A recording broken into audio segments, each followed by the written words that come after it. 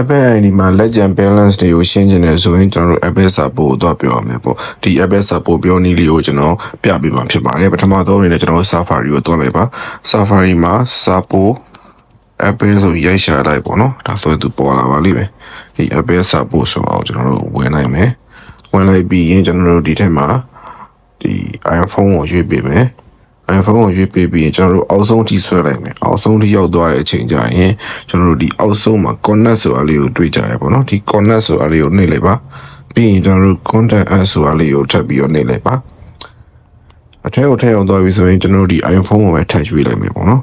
iPhone ထည့်လိုက်ပြီဆိုရင်တော့ဒီ Apple Support ရဲ့ website ကိုရောက်သွားမယ်ဒီနေရာမှာတစ်ခါမှမဝင်မှုရဲ့သူဆိုရင်တော့သူက language တွေ region တွေရွေးခိုင်းတာရှိလိမ့်မယ်ဒါဆိုရင်တော့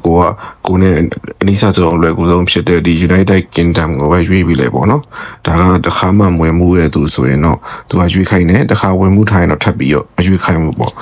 ဒါဒီနေရာမှာကျွန်တော်တို့ဘာစလုပ်ရမလဲဆိုရင်ကျွန်တော်တို့ Apple ID account ကို sign in ဝင်ရမယ်ဒီတော့ကျွန်တော်တို့ဒီ sign in လေးကိုနှိပ်လိုက်မယ်sign in နေနေမယ် Apple ID အကောင့် sign in ဝင်မယ်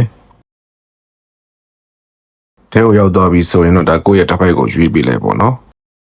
ဒီနေရာရောက်သွားရင်ကျွန်တော်တို့ဒီပြဿနာတစ်ခုခုကိုရွေးပေးလိုက်လို့ရရပေါ့နော်ပဲဖြစ်ဖြစ်ပေါ့ကျွန်တော်တစ်ပိုက် performance ကိုရွေးလိုက်မယ်ပြီးရင်အောက်ကိုဆွဲလိုက်ပြီးတော့ဒီအောက်ဆုံးကဒီ box လေးထဲမှာကိုလှုပ်ချင်တာကိုရွေးလိုက်မယ်ပေါ့နော်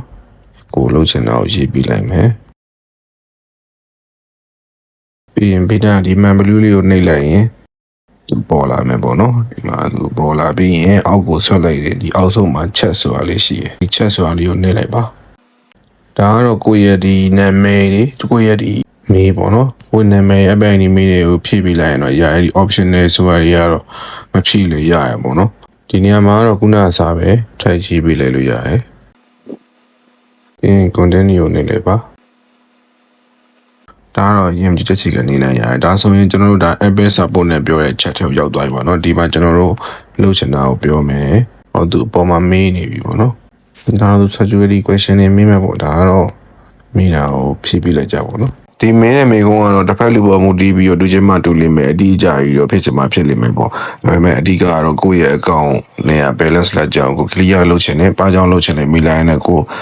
Apple ID ရင်ချင်းချင်းလို့ပြောလိုက်ရင်ရပါတယ်ဒါပြဿနာရမရှိပါဘူးဒါကတော့သူဒီဒါကိုသူရှင်းပေးမယ်သူ refer တော့လုပ်မပေးနိုင်ဘူးပေါ့ဒါသူစက်လို့ရမလားဆိုတော့မိထားပေါ့ဒါသူအခုသူ clear balance လုပ်လိုက်ပြီပေါ့region change နေဆို change ရပြီဆိုပြီးသူပြောတာပေါ့ပြီးသွားပါပြီဒါကတော့ဒါလေးပါပဲApple ID အကောင့်ရဲ့ Legend Balance ကိုရှင်းဖို့အတွက်ဒီ Apple Support ကိုတွားပြီးတော့ပြောနေရတော့ဒီတိုင်းလေးပဲဖြစ်ပါတယ်အားလုံးကျေးဇူးတင်ပါတယ်